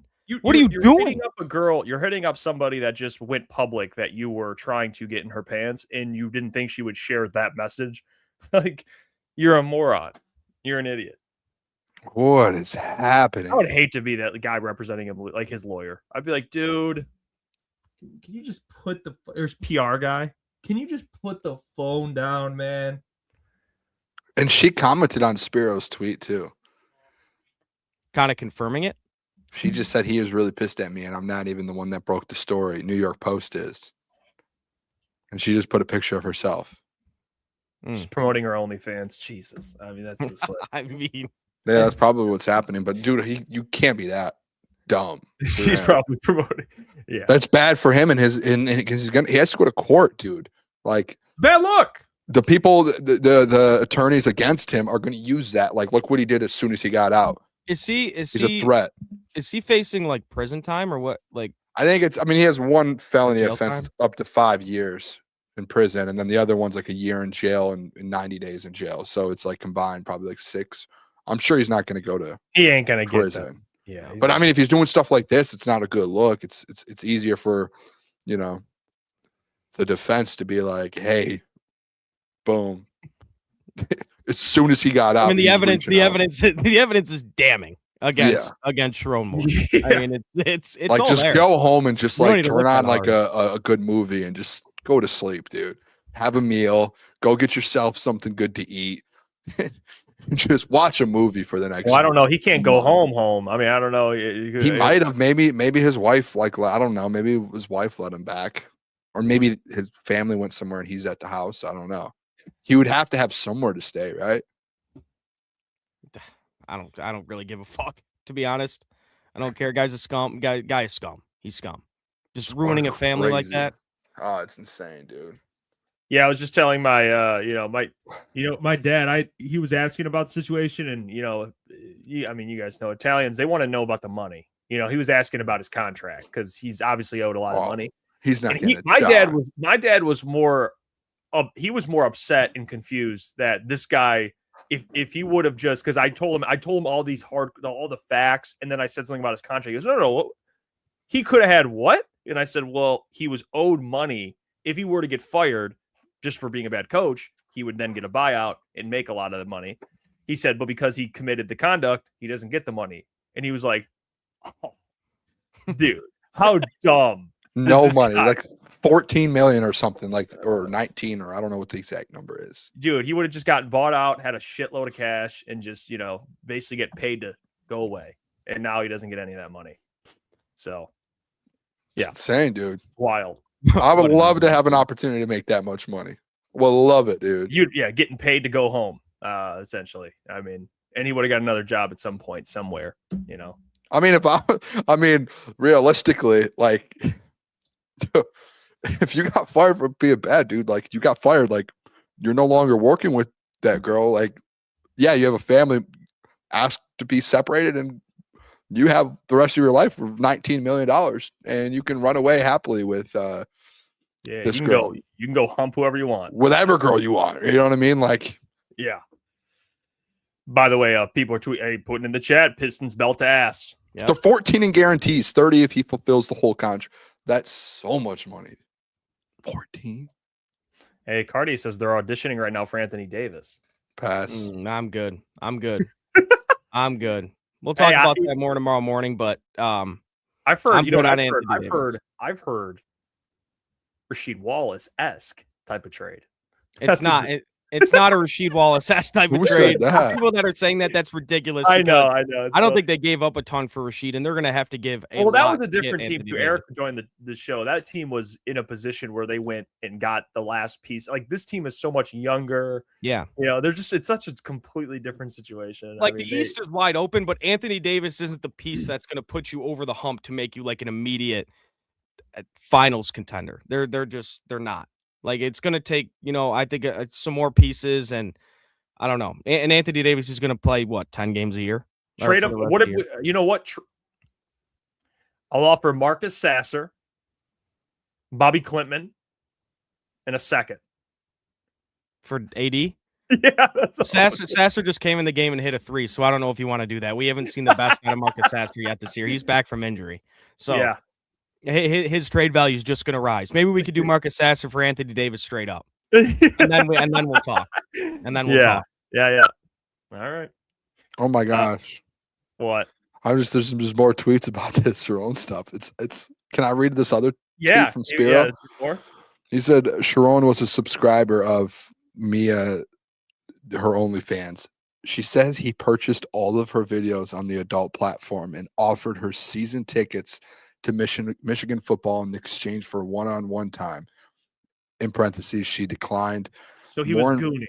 Yes, Moore invited her to the national championship game in Houston in January of 2024. She attended the game using tickets Moore provided and was with him as his guest at the team hotel after the game.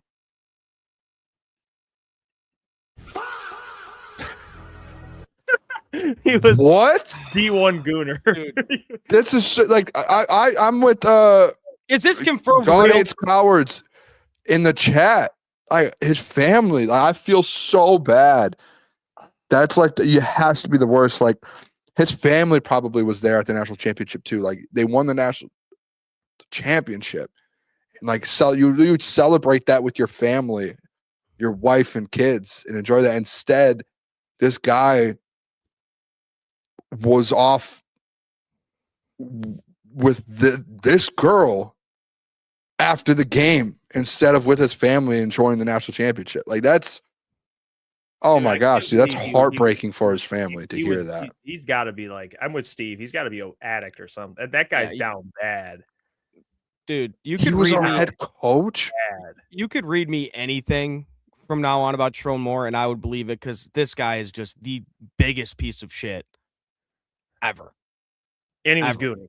And he was gooning. And he was Oh gooning. my gosh, dude. gooning bad. Poor his family, dude. Dude, Being a piece of shit and how gooning, bad. that's a bad combination. And on the top of being this- the head coach of the Michigan Wolverines. On top of all of this, too, by the way, like think about juggling. Think about like this guy was like out here trying to prepare for Ohio State a couple weeks ago. This guy was running the Michigan football program. He had a family with multiple kids. He was having a relationship with his assistant, and he was bringing OnlyFans models to games and hanging out with them after. Yeah. He was. What? That's our coach? Oh, gosh. I mean, this chef He didn't watch any film. Chef says Moore was off that booger sugar chasing booty. He scored more off the field than the offense did. Bro, this offense was so bad. I mean, Dude. guy had like 6 different full-time jobs going on at once. Bro. He put gooning in front of coaching. How much film did he watch? He's the head. It's not like he was like Booner, you know what type of film he was watching, and there was no. No, he wasn't watching any film, and he was running the program. Like he was in charge of everyone. Like that's insane. How did no one in the world like know that? Hey, this guy's like not with his wife. Like we're at the team hotel. How was no one like, who is this girl Sherrone's with? That's not his wife. No one noticed. She was a guest at the team hotel with him after a national championship. Not Dude. one person was like, who is this girl that he's with? Where is this guy's family? This guy was watching film. He was watching a different type of film, bro. This guy. Not This is football. unbelievable to see this, dude. I cannot believe it. This is unreal. Yeah, So apparently I believe the team knew. Dude, imagine like you just see these 10s walking in, dude, as Sherrone Moore's guests. Like you don't think they're like you don't think Bryce Underwood's sitting there just going I mean, dog, this guy they know. I mean, they're not idiots, dude. They see them coming in. I mean, I'm come on. just, you know what? Some people on like the staff and stuff, they had to know. Like they like Yeah. That's why you hit the clean house, dude. Do you think Biff knew? Biff had no clue. I bet you Biff had no clue. Oh, Biff probably was like, yo, I don't think Biff knew. you know any of these OnlyFans girls, man? Like, Biff got that. What does he drive? He drives that Rolls Royce. oh yeah. He does. Well, He Biff, knows like gooning. fun He fact knows for Biff. gooning when he sees gooning. Biff is Biff is like, I don't know, billionaire, but this guy's like, his family, he like is like a stocks fund? guy, trust fund guy. Yeah, he has like so much money, stocks and stuff. Good for him. So like he just does football to football. Like this guy just puts a cut off t-shirt on and walks out there with a piece of straw in his mouth. You know, he's like, do you know what he reminds me of? We're talking about Waterboy. Who's the guy that got the coach at Waterboy who can't speak English? That's Coach Biff, man. Can we get that clip? There's got to be a clip of that. There's got to be a clip. You talking about The assistant coach who like Oh. he's like on the ball, but like he can't speak English. He's like Farmer he just Fran? Farmer yeah, it Fran? might be. But like when he's like he's like telling players what to do, and they're like don't know what he's saying. He's like, and they're all like, "All right." There's got to be a clip of him. That's big. Someone Xavier D said he's speaking Cajun. Cage. I could never understand what he was saying. Oh. Do you have a clip of it or no? No, I mean, I don't even know if we could play the movie clip. You got to be able to play like a 5-second clip. No, I don't even know what I look up. What do I even? coach Cajun talking coach, water boy. I don't know. Let's see if I can look it up. Let me see if I Oh, can right find here. it. I got it. You got it? Yeah, Farmer Fran. Yeah, it was Farmer Fran. Oh, dude, it's this is Biff. Just have the defense run sprints.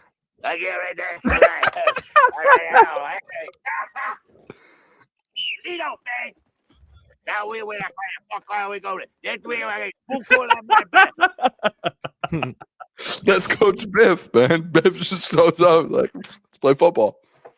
Oh, bro. Oh, okay. Hey, we gotta get to pick them. Yeah, what a show we're having right now. Caleb's probably like, man. Hey, you know what? Let's hit pick them. Let's do it. Let's do it.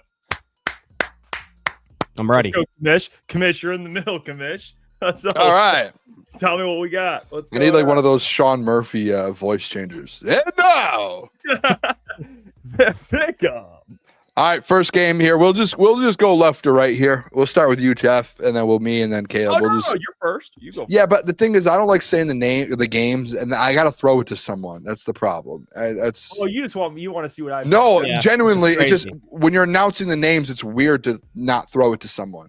So I'm gonna throw it. Here's what I got. What do you have? I'm Jeff? gonna throw it to you. So first game, the Bills 1.5 Wait, point this- favorites versus the New England Patriots. It's actually a big divisional matchup because right now the Bills are a little bit behind Patriots. If the Bills win this game, I think they're tied. yeah, and they're right back in the race to win that division, which is a really actually nice division they have over there right now. No, I mean the Dolphins are 6-7, yeah, not the best. No, they won't be tied. So if the Bills win, they're 10-4, and then the Patriots would be 11-3. So they're not tied. No, yeah, they won't be tied, but they're close. They're only one game back. Jeff, what do you got in this one? Bills 1.5 point favorites. Give me the Bills. The Pats are on. They're one of the hotter teams right now in football. I think it's going to come to an end at some point, and why not the Bills in a rematch? I don't think the Bills lose twice to the Patriots. So the Bills are playing better football. Give me the Bills in the spot. The 1.5. I like that. They'll win by a field goal. Yeah, I thought this would be like a 2.5 point match. I like it too. I'm with you, Jeff. It is on the road. It's in New England. I just think like the more desperate team in these games win. That's how I feel about it a little bit. And I think right now the Bills, I know they have 9 wins. They're probably gonna make the playoffs, but they just feel like the more desperate team right now, the most to prove. And right now I just trust Josh Allen more than Drake May. And Drake May's having a great year, but Josh Allen's Josh Allen. Yeah, give me the Bills as well. It's hard to beat a good team twice. Bills 1.5 point favorites. I really like it. Patriots dealing with some injuries on that offensive line. Give me the Bills -1.5. Are You sure you want the Bills? Boone, are you sure this division wouldn't be tied?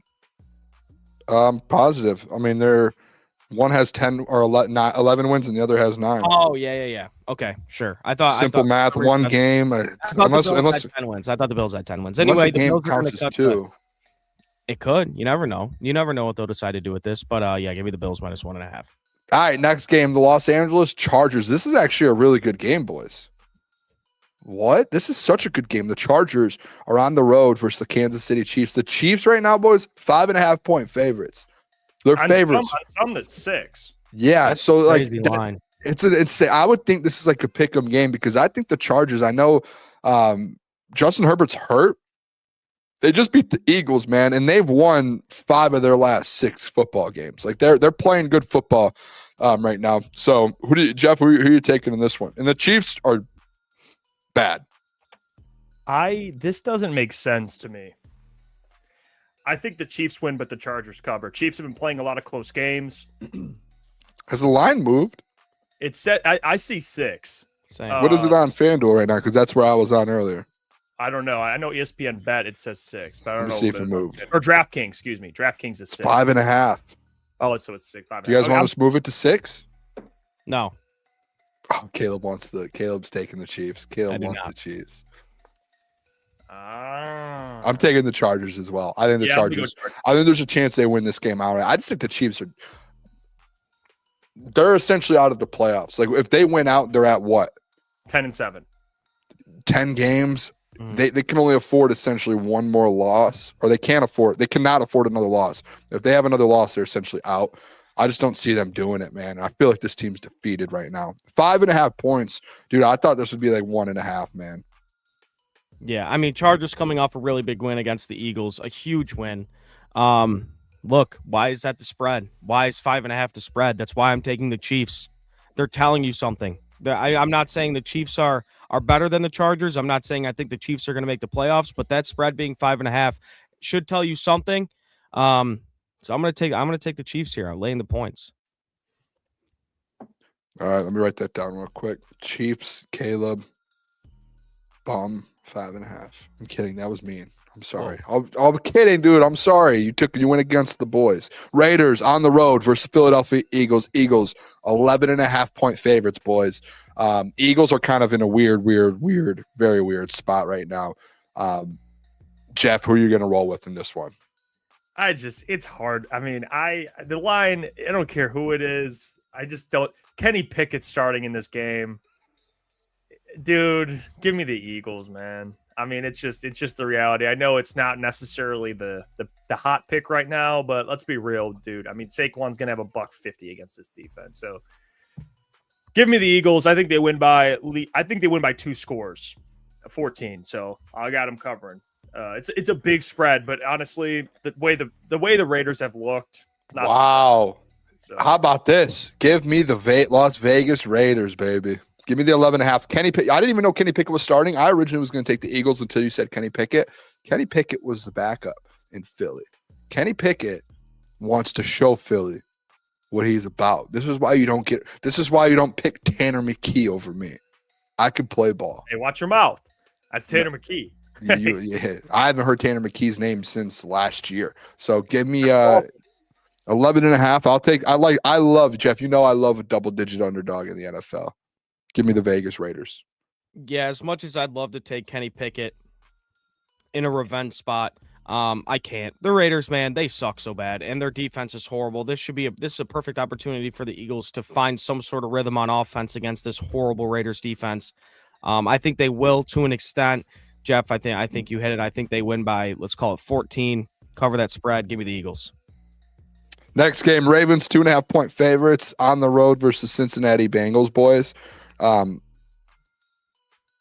Joe Burrow, he is back. They're really not playing for anything because I think they're going to end up being out of the playoff. I don't think there's a world they make it, but Jeff, who are you rolling with? Yeah, dude, these are two teams that it's a weird one because the Ravens are favored, but they just blew out the Ravens a couple weeks ago.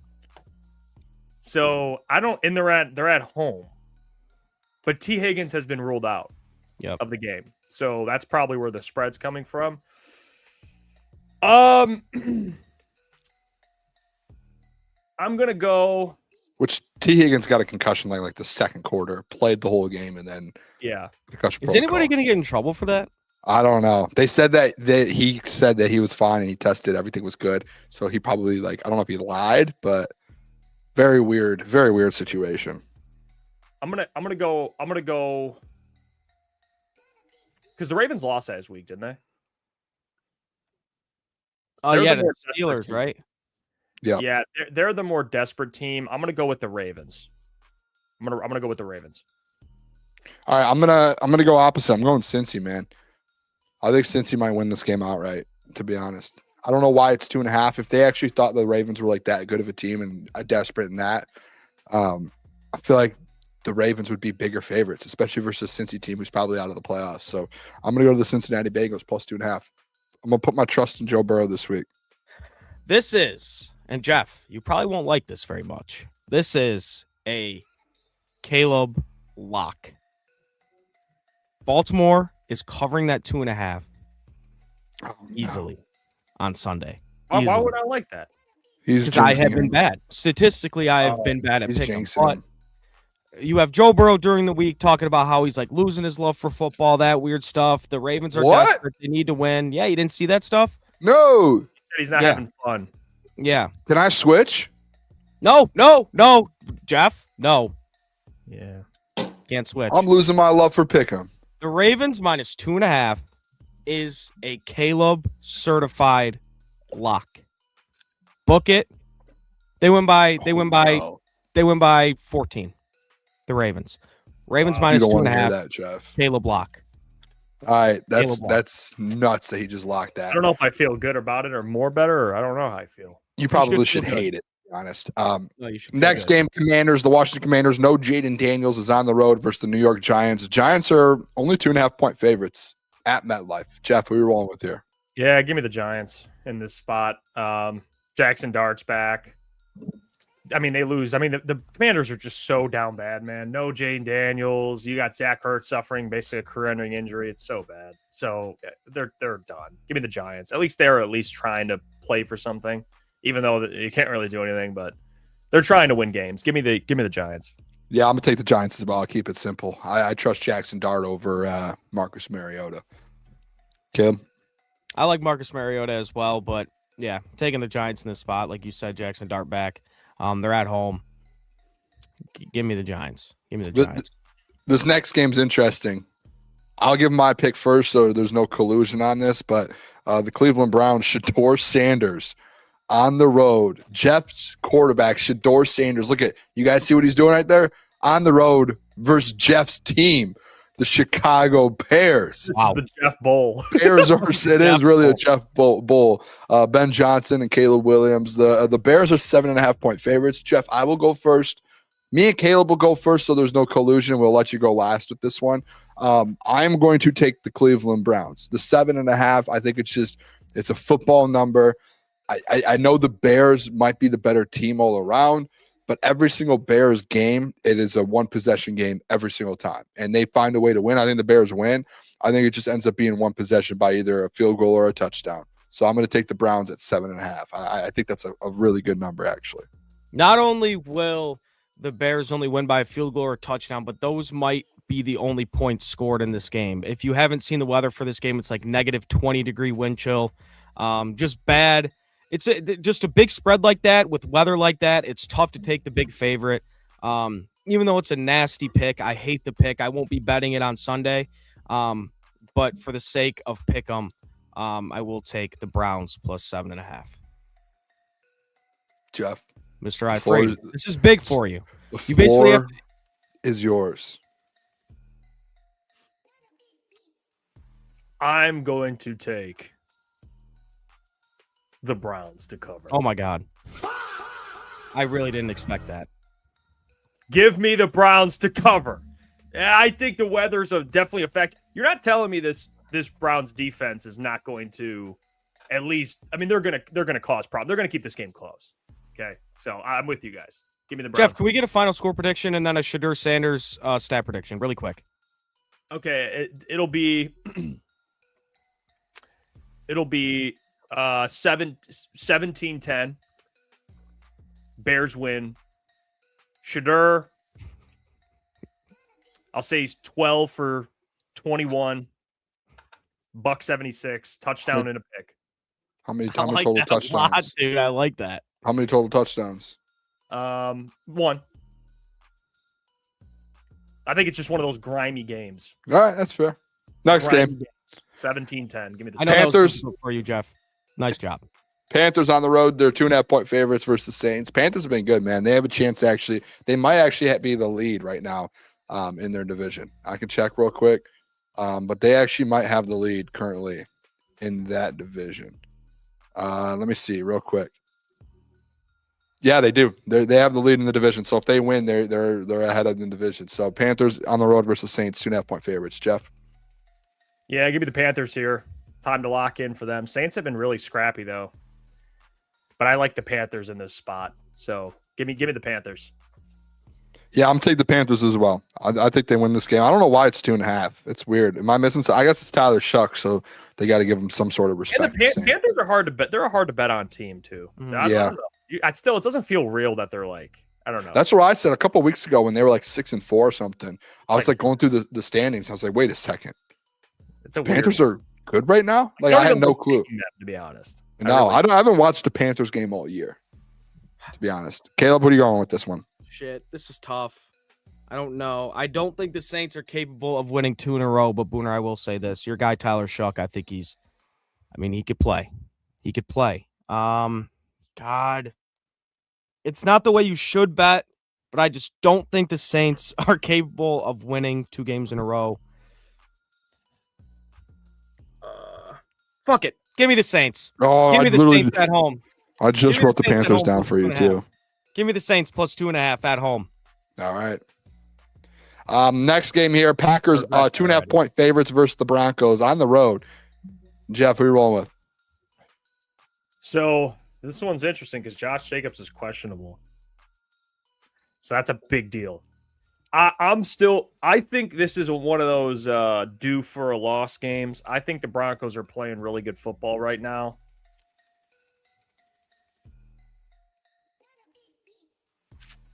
But it's also something about traveling to the West Coast too. That gets teams, man. The altitude. It does. It's a real thing. I'll tell you, I'm taking the Broncos. Yeah, it's not a bad one. I'll go Packers. I'll take the Packers in this spot. I'll go opposite of you. I like the Broncos. I don't know. I think this Broncos team just keeps finding ways to win. It's gonna be a great game. It's gonna be good, but I just don't know if this Packers team. I don't know, man. I'm still feeling this Packers team out a little bit. I'll tell you that. These two teams are the kings at winning ugly. So this, even though it's 2 really good teams, this could be a really ugly game. That being said, or 2 ugly teams, really good game. Okay. Very good point, Booner. But give me the Broncos. I think the Broncos are just a better team, and potentially no Josh Jacobs for the Packers. Give me the Broncos.